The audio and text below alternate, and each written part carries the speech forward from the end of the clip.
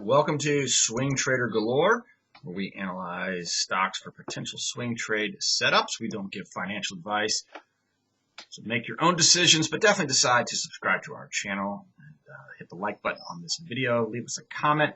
If you have a stock you'd like us to analyze, you can send that to us via our YouTube channel or at swingtradergalore@gmail.com. Today we're looking at Assertio Holdings Incorporated, that's ASRT. Another one of these NASDAQ stocks that's trading below $1.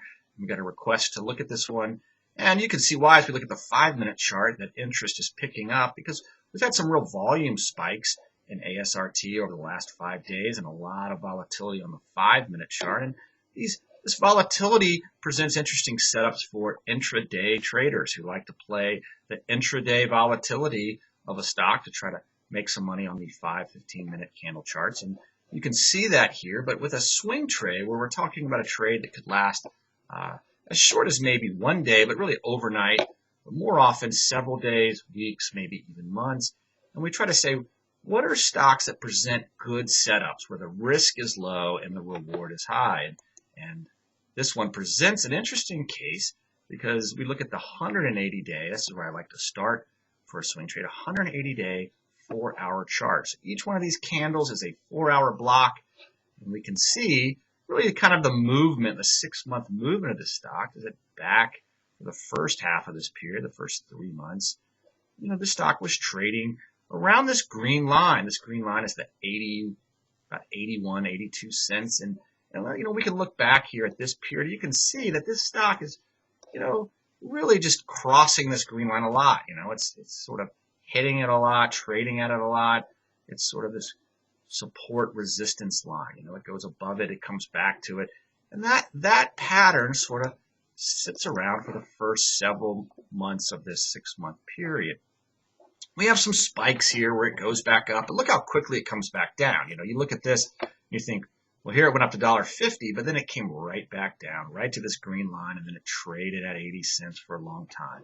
So we feel good that for the first 6 months, this was sort of where the stock was trading. Now, it did go back up and then, came back down to this 80-cent mark right here. It goes back up, hits this resistance here at $1.16. This is this red line is $1.16, and then it came back down. It traded at 80 cents, back to this, back here, and then we get here and we go below the line pretty significantly down to 71 cents, but we come back to it, and then we go back down, and then it falls, and then it sort of the support of 80 cents collapses here at the beginning of September.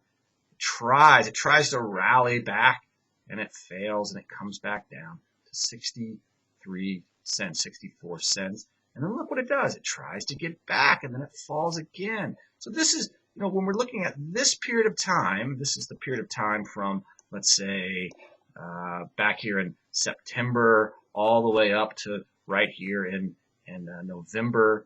This was a period of time where the stock was bouncing between the resistance at 82-ish cents and then the support down here at 64 cents, right? And then we get to September, and look what happens. The support collapses, and the stock just tumbles down to the low of 33 cents. That's a huge low.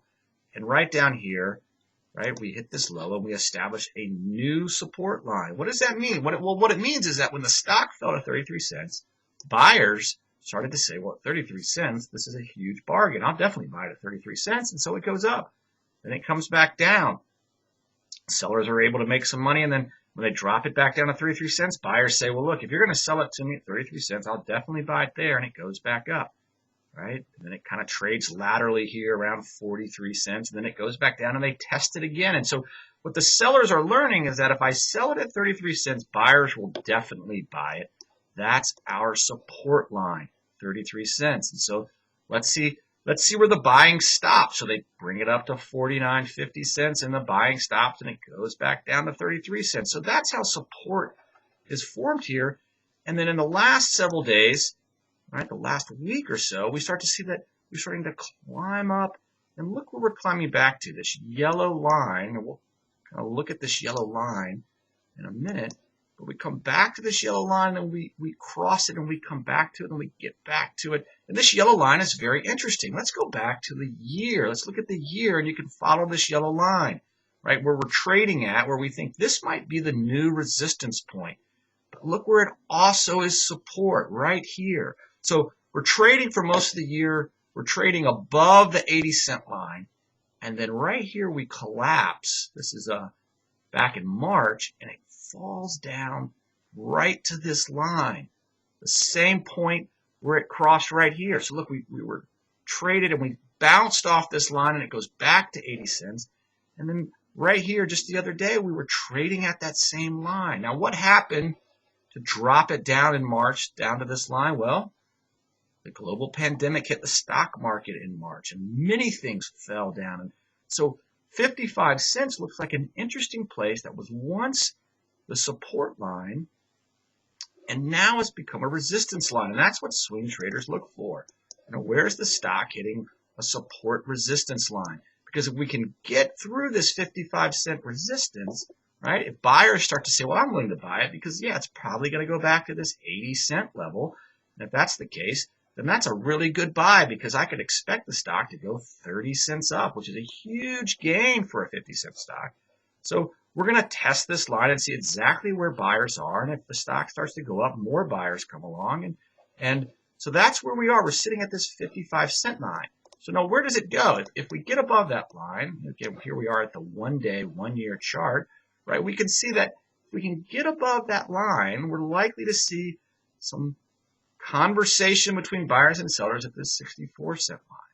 And then from there, we might see it go up to 80. And from there, we might see it go back to this $1.20 line. But that's going to be how the market plays out and how the company responds with potential catalysts they may announce or whatever they may have in store. But this presents the setup for us to say, well, let me watch this stock and see how buyers and sellers respond to this resistance at 55 cents. And if it gets above that, perhaps it starts to climb back up. And that's where the stock is sitting right now. So this is ASRT. Again, it's a NASDAQ stock. So we know that to some degree, the stock needs to get back to $1. And that presents risk and reward. The risk, obviously, if they don't, there's compliance issues. Sometimes they have to do a reverse split or all sorts of things to get their share price over $1. But also, sometimes the trading, the price action can get them above $1. So that's why there's so much interest in ASRT now. People are looking at it. They're saying, is this 33-cent low? Are we going to climb back out? Now, we don't really have a trend line. I would say that right now, all of this right here, we see this 33-cent low to here. This is all just congestion. It's not a definite trend. What we really want to see is we want to see ASRT break through this 55-cent barrier and trade over that for several days, even several hours, maybe even several 4-hour blocks. Because if we drill in just to this period, we'll switch over to the hour chart, we can see what I'm talking about. All right, let's look at the hour. Right, so here's this run up to this. So in this hour of trading, right, and if you want, this is where the 5 and 15-minute charts are useful for day traders, for swing traders, not to trade on them, but to understand the price action. So these are 15-minute charts, right? This is pre-market, right?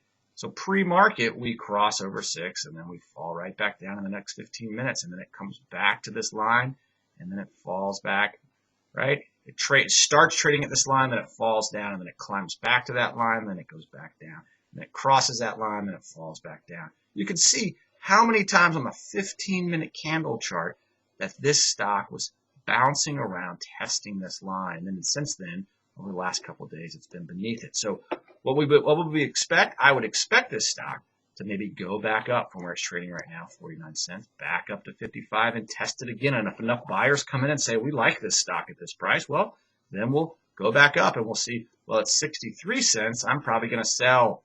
Or if more buyers come in and say, no, even at this price, it's good because it's going to go to 80 cents. And that's what we're going to see play out over the next several days, weeks, and months for ASRT. You make your decisions whether you want to take that risk for that potential reward.